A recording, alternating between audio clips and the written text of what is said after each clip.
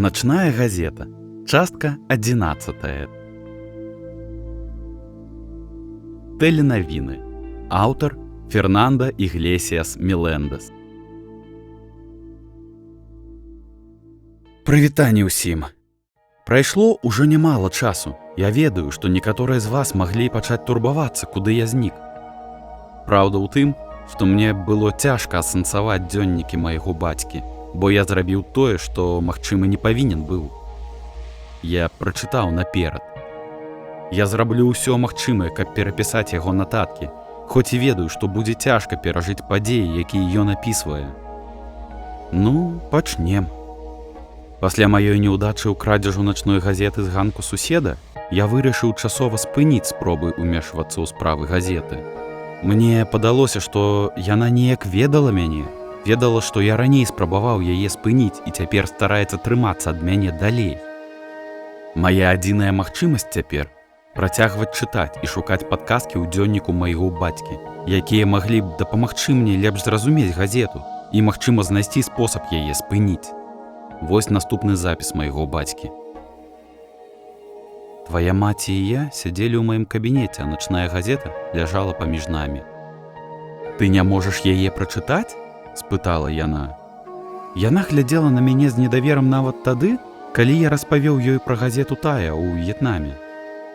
Я думаю, яна лічыла, што я ўсё гэта прыдумаў, што я зрабіў копію газеты, каб яе напалохаць, ці нешта падобнае. Я жадаў бы, каб гэта сапраўды было так. Я зноў паглядзеў на старонку перад сабой, каб проста паспрабаваць яе супакоіць.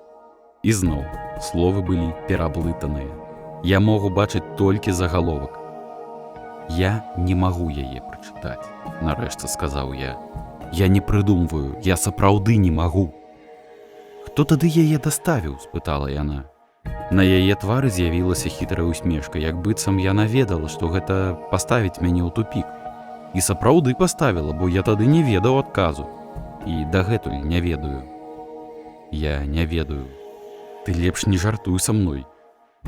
Але яна гучала непагрозліва.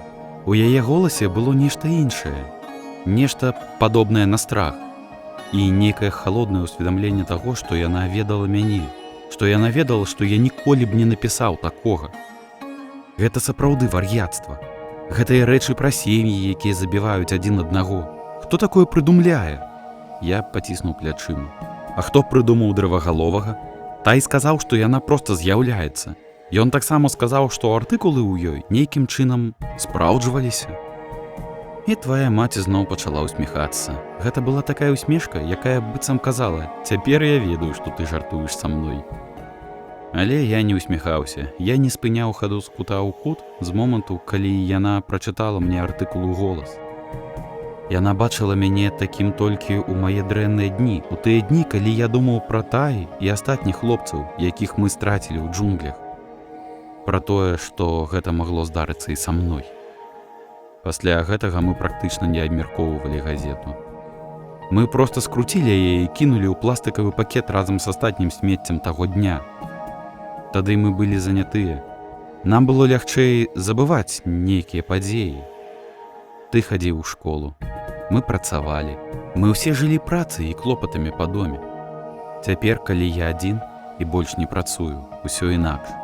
Здаецца, усё, што я раблю, гэта думаю. Усё, што я раблю, гэта ўспамінаю. Я хачу забыць. Хачу, каб гэты пракляты дом не быў такім пустым, такім схільным адраджаць мае думкі і ўспаміны і кідаць іх мне назад. Але добра, што цябе тут няма.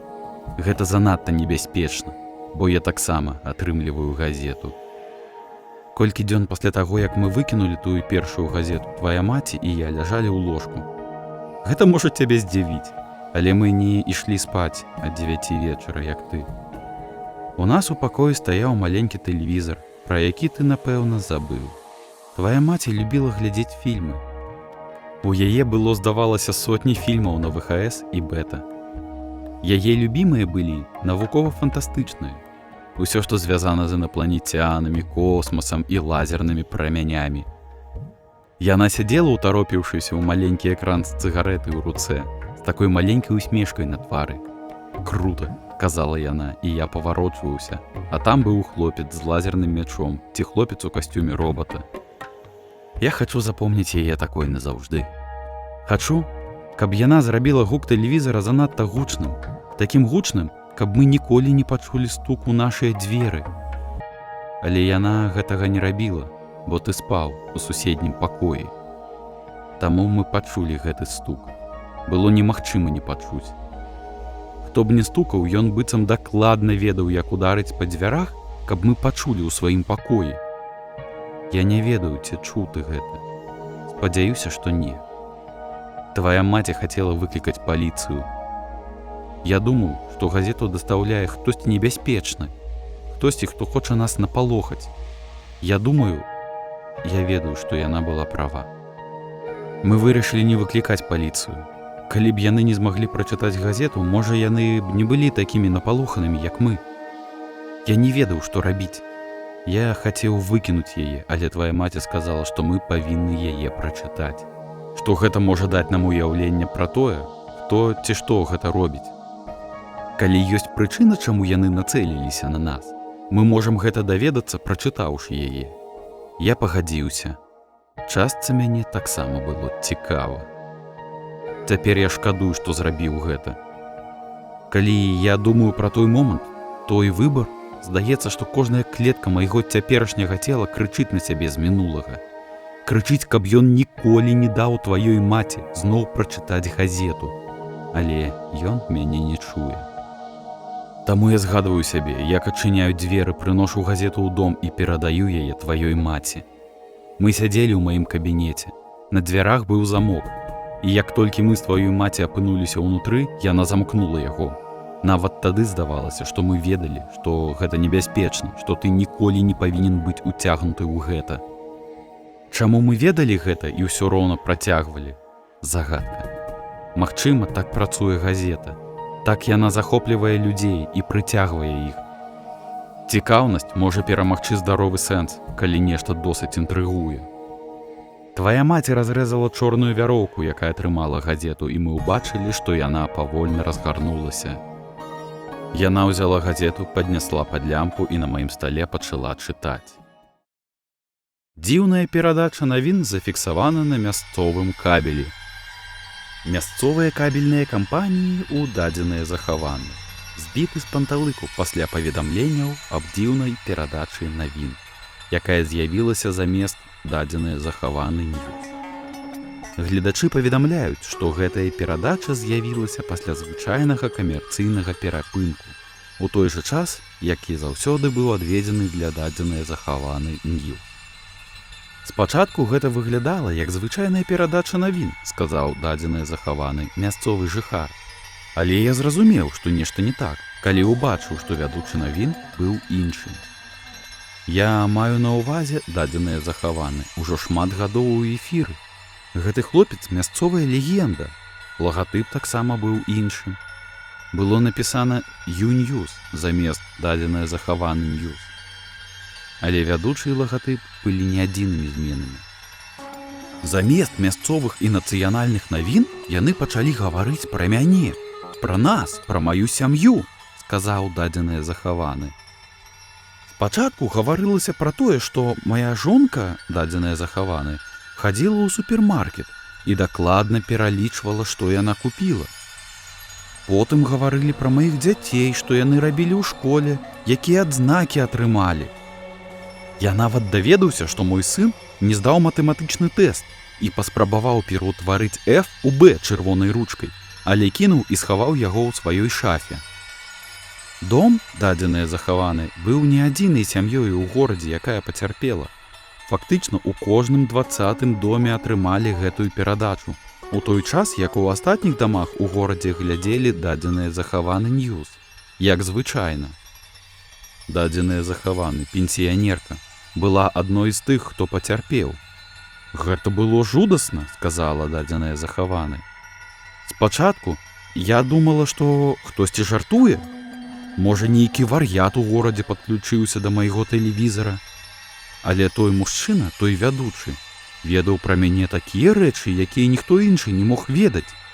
Ён сказаў, што я ела на сняданак, што глядзела па тэлевізары, калі хадзіла ў туалет, і што я там рабіла.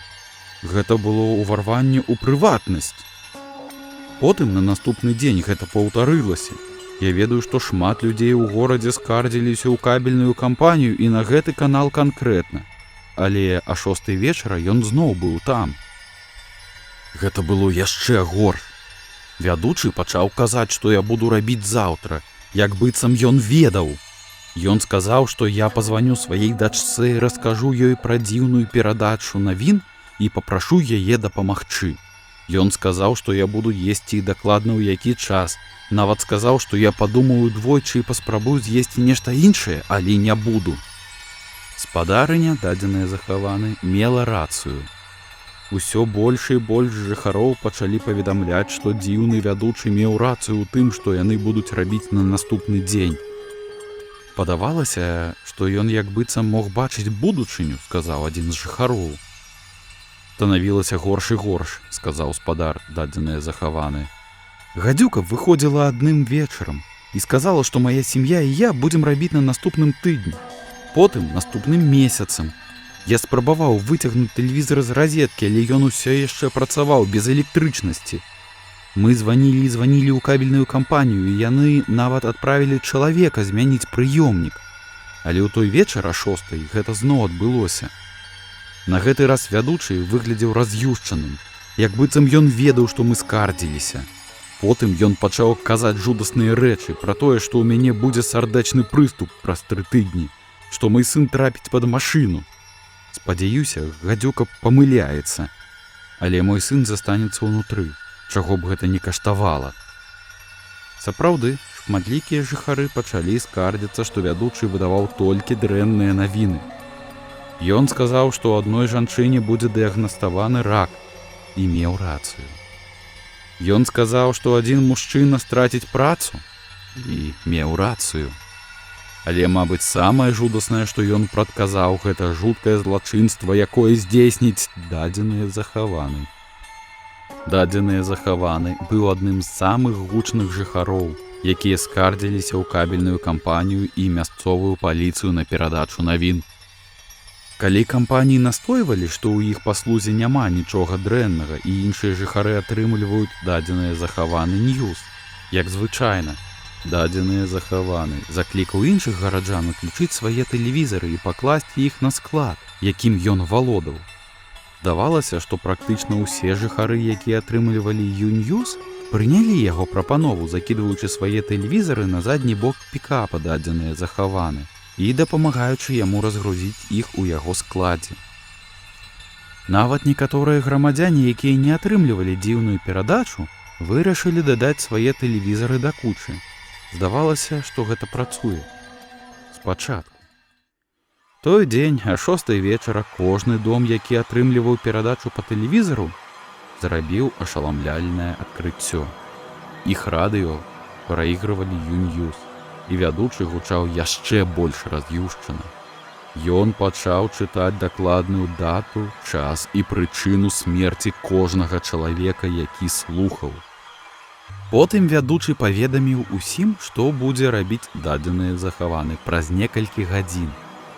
Ён сказаў, што дадзеныя захаваны паспрабуе выкінуць сваё радыё, але аўтамабільнае радыё пачне праігрываць перадачу на поўную гучнасць. Потым дадзеныя захаваны возьме малаток, каб разбіць аўтамабільнае радыё. А калі гэта не дапаможа, ён возьме вінтоўку і стрэліць у яго. Але як толькі ён гэта зробіць, ён пачуе, што вядучы кажа, што ён пойдзе ў дом.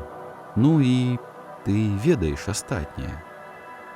Пасля паведамленняў аб некалькіх стрэлах у доме дадзеныя захаваны, 2 дзяжурных афіцэра паліцыі дадзеныя захаваны вымушана ўвайшлі ў дом, толькі каб знайсці целы сям'і дадзеныя захаваны.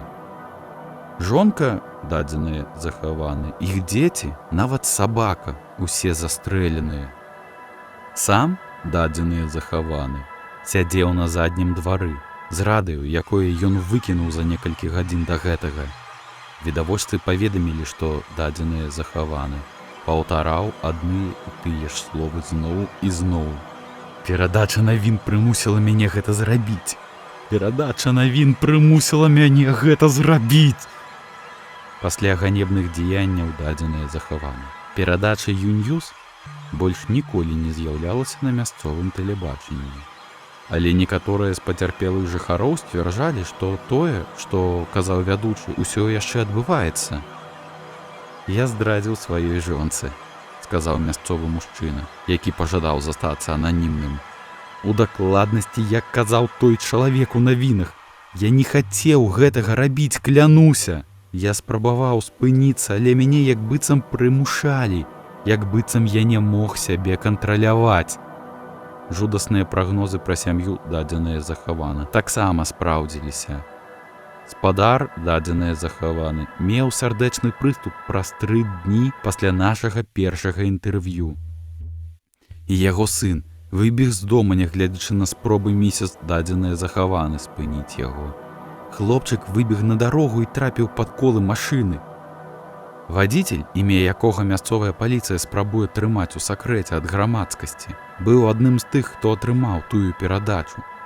Яго суседзі сцвярджаюць, што ён быў занепакоены прагнозам навін пра тое, што ён заб'е дзіця і затым скончыць жыццё самагубствам. Вядучы зноў меў рацыю.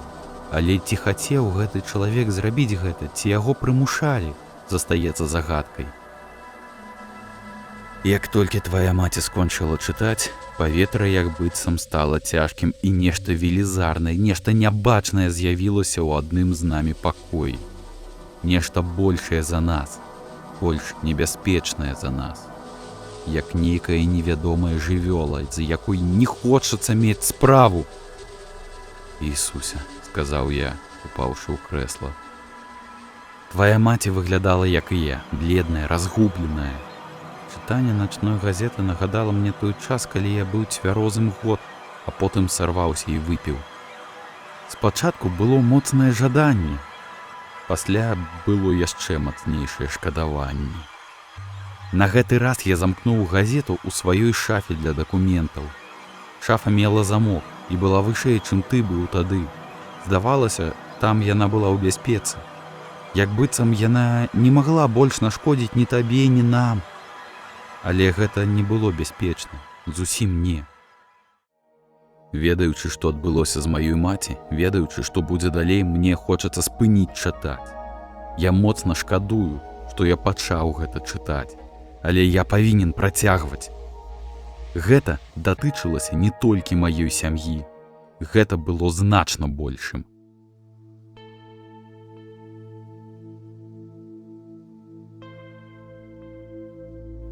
Калі вам адгукаецца тое, што мы робім, і вы хочаце бачыць больш такога кантэнту, калі ласка, падтрымайце нас. Гэта можна зрабіць праз платную падпіску на Patreon ці разавым данатам на Buy Me a Coffee. Спасылкі будуць у апісанні.